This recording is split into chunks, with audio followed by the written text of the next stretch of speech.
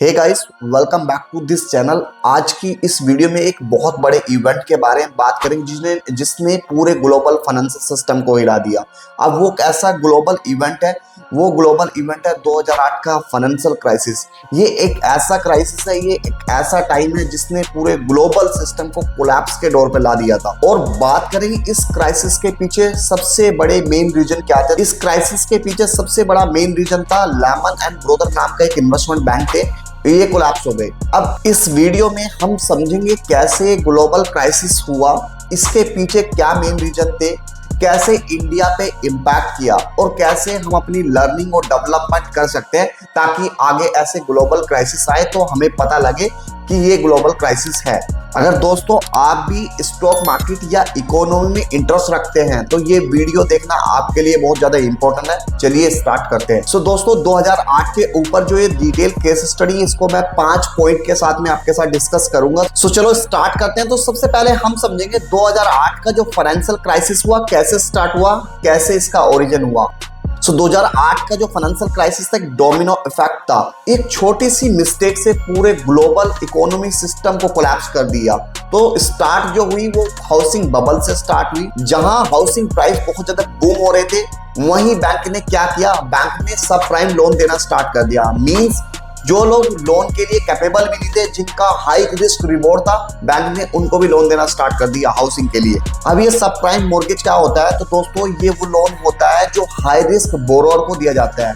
तो बैंक ने भी ऐसा ही कुछ किया। तो बैंक ने क्या किया, MBS मॉर्गेज बैक सिक्योरिटी को CDO means collateral debt security में कन्वर्ट करना स्टार्ट कर दिया, जो कि काफी सेफ माना जाता है। अब जो ये बैंकों के थ्रू CDO जो बेचे गए थे, बैंकों ने क्या किया, इसको एक फाइनेंशियल प्रोडक्ट के रूप में दिखाना स्टार्ट कर दिया, जो कि काफी रिस्की थे। अब जो ये CDO ग्लोबल फाइनेंशियल इंस्टीट्यूशन को बेचे गए थे, इंस्टीट्यूशन ने क्या किया, इनको एक फाइनेंशियल प्रोडक्ट के रूप में रख दिया गया, जो कि सेफ्टी माना जा रहा था, बट रियलिटी में ऐसा नहीं था। अब जैसे ही 2006 आया तो बैड हाउसिंग के प्राइस गिरना स्टार्ट हुए।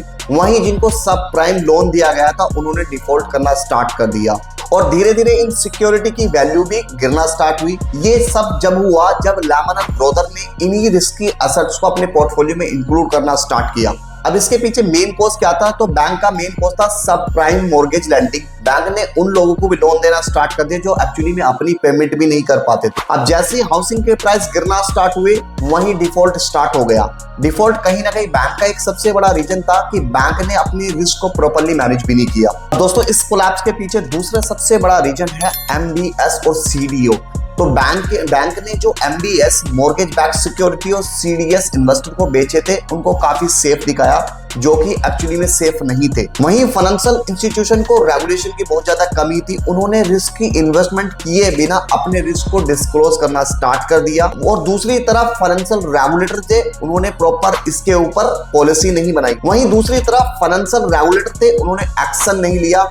अब इस एक्शन लेने की वजह से धीरे धीरे सिस्टम इम्बैलेंस होना स्टार्ट हो गया। वहीं बैंक और फाइनेंशियल इंस्टीट्यूशन अपने वैल्यू से ज्यादा लोन डिस्ट्रीब्यूट कर रहे थे। वहीं फोर्थ सबसे बड़े पॉइंट पे अगर मैं बात करूं तो ओवर लीवरेजिंग। वहीं बैंक और फाइनेंशियल इंस्टीट्यूशन अपनी वैल्यू से भी ज्यादा ओवर डेट दे रहे थे। उसी के साथ साथ लेमन एंड ब्रदर जैसे बड़े बैंक अपने लीवरेज रेशो को धीरे धीरे बढ़ाना स्टार्ट कर देते हैं। वहीं बैंकों के साथ में जो रिस्की इन्वेस्टमेंट थे उसको हैंडल करने में बहुत ज्यादा वल्नरेबल हुए। बात करूं पांचवा सबसे बड़ा point, globalisation of financial product. अब जैसे जैसे ये रिस्की प्रोडक्ट पूरी दुनिया भर में डिस्ट्रीब्यूट होना स्टार्ट हुए, धीरे धीरे हर एक कंट्री का फाइनेंशियल इंस्टीट्यूशन या फाइनेंशियल बैंक इसमें इन्वॉल्व होना स्टार्ट हो गया। अब जैसे ही ये रिस्की एसेट्स फेल होना स्टार्ट हुए, इन्होंने ग्लोबल फाइनेंशियल सिस्टम को बहुत ज्यादा इंपैक्ट कर दिया। अब इसके तीसरे सबसे बड़े इंपॉर्टेंट पॉइंट, कैसे इसने पूरे वर्ल्ड को अफेक्ट किया, कैसे फाइनेंशियल इंस्टीट्यूशन इससे ज्यादा इंपैक्ट हुए। तो इसमें सबसे पहले ग्लोबल रिसेशन आई। ग्लोबल रिसेशन के साथ साथ में जैसे ही Lehman and brother bank collapse हुए, ग्लोबल रिसेशन लेमन ब्रदर के कोलैप्स के बाद धीरे धीरे फाइनेंशियल मार्केट में एक पैनिक क्रिएट हो गया। फाइनेंशियल मार्केट गिरना स्टार्ट हुई। वहीं क्रेडिट मार्केट फ्रीज हो गई, बैंक जो लोन सैंक्शन करी थे उसको स्टॉप कर दिया बैंक ने। इससे धीरे धीरे पूरे ग्लोबल में रिसेशन का खतरा आने लगा। धीरे धीरे जो नए बिजनेस को फंडिंग थी, बिजनेसमैन को फंडिंग थी, वो फंडिंग मिलना बंद हो गई और धीरे धीरे सिस्टम कोलैप्स होना स्टार्ट हो गया। अब जैसे ही इकोनॉमी में स्लो डाउन आने स्टार्ट हुआ, फिर होता है stock market crash. Financial market में बहुत मैसिवली सेल ऑफ आया, स्टॉक प्राइस बहुत रैपिडली गिर रहे थे और धीरे धीरे इन्वेस्टर ने अपने एसेट्स को भी बेचना स्टार्ट कर दिया। अब इस एसेट बेचने में बहुत बड़ा पैनिक मार्केट में क्रिएट हो गया और इसके बाद स्टॉक मार्केट क्रैश बोला गया। अब क्रैश के बाद स्पेशली यूएस, यूरोप, बड़ी बड़ी कंट्री में क्रैश हो गया। अब जैसे ही स्टॉक मार्केट क्रैश हुई, धीरे धीरे अनएम्प्लॉयमेंट बढ़ना स्टार्ट हुआ। बिजनेसमैन जो नए नए बिजनेसमैन के ऑपरेशन थे, ऑपरेशन बंद होना स्टार्ट हुए, जिसकी वजह से अनएम्प्लॉयमेंट आना स्टार्ट हुआ। इकोनॉमी में स्लो डाउन के कारण लोगों की जॉब जो सिक्योरिटी वो धीरे धीरे वो भी खत्म हो चुकी थी। अब धीरे धीरे अनएम्प्लॉयमेंट इतना ज्यादा बढ़ने लगा कि बैंक्स कोलैप्स होना स्टार्ट हुए। वहीं काफी बैंक्स और बड़े बड़े फाइनेंशियल इंस्टीट्यूशन ने गवर्नमेंट को बहुत ज्यादा बेल आउट करना स्टार्ट किया, जिसमें उनको टैक्स पेयर से दी हुई मनी से बहुत ज्यादा हेल्प दी गई थी।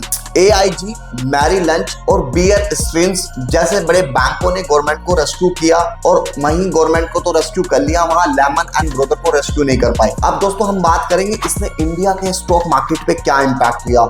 तो इंडिया के स्टॉक मार्केट जैसे NSE और BSE में बहुत बड़ा मैसिव सेल आया। इन्वेस्टर पैनिक में आके शेयर बेचना स्टार्ट करे, जिससे मार्केट में और ज्यादा क्रैश हो गया। वहीं अगर मैं बात करूं इंडिया के फंडामेंटल की, तो फंडामेंटल की वजह से इंडिया को बड़ा कुछ इंपैक्ट नहीं हुआ। स्टॉक मार्केट के क्रैश के साथ साथ FDI और FPI ने धीरे धीरे अपने आउटफ्लो बढ़ा दिए। वहीं यूएस के जो इन्वेस्टर थे उन्होंने भी अपना फंड को विड्रॉल करना स्टार्ट किया, जिसकी वजह से पूरे इंडियन स्टॉक मार्केट पे बहुत बड़ा इंपैक्ट हुआ। अब जैसे जैसे इकोनॉमी में स्लो डाउन आ रहा था, वहीं RBI ने बहुत बड़ा एक्शन लिया, इंटरेस्ट रेट को बहुत ज्यादा कम कर दिया और इकोनॉमी में थोड़ा लिक्विडिटी को बूस्ट किया।